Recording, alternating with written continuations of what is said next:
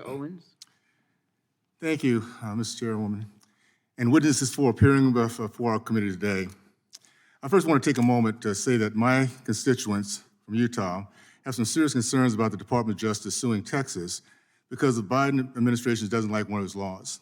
Utah signed an amicus brief in United States versus Texas. I'd like to request an unanimous consent to enter that brief into the record.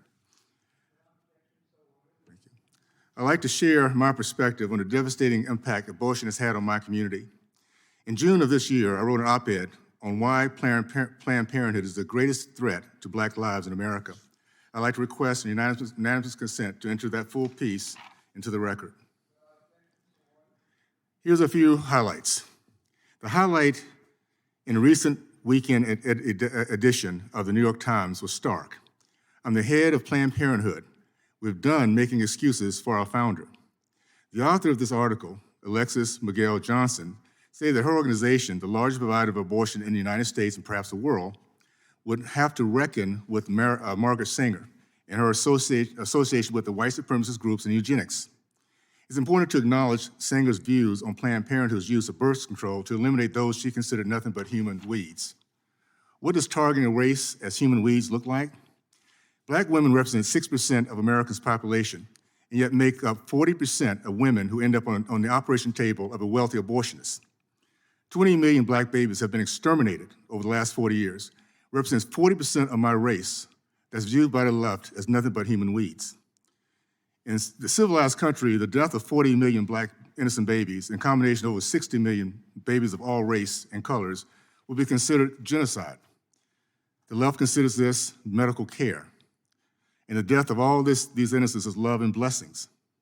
The left preaches us about equity.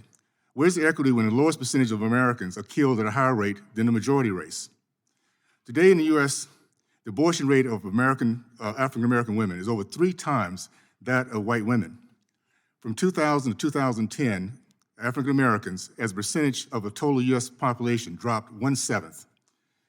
We have a party that actually believes that stopping the killing of Black babies at a rate 3 times more than white babies is not fair to Black mothers. No, my friends, Black babies are not human weeds, and our community should not celebrate throwing them away.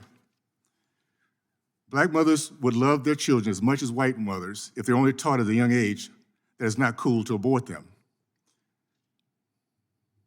If they were taught that it is not liberation and should not go there to go liberating them from going through the hassle and innocence of being a mother. 20 million children destroyed in 40 years. How many of them, if allowed to live, would have solved our climate crisis? Been the next Martin Luther King, to unite all races, another Ben Carson, leading our nations against fights of cancer and heart disease. What a crushing loss to our national and community well-being. And no, losing our precious babies for billions in profit to an abortionist industry is not love and blessings to the mother and the lives of the millions that have been destroyed, mothers and babies. Justice Clarence Thomas, may have put it best when he wrote that the technological advances have only heightened the eugenics potential for abortion, as abortion now can be used to eliminate children with unwanted characteristics.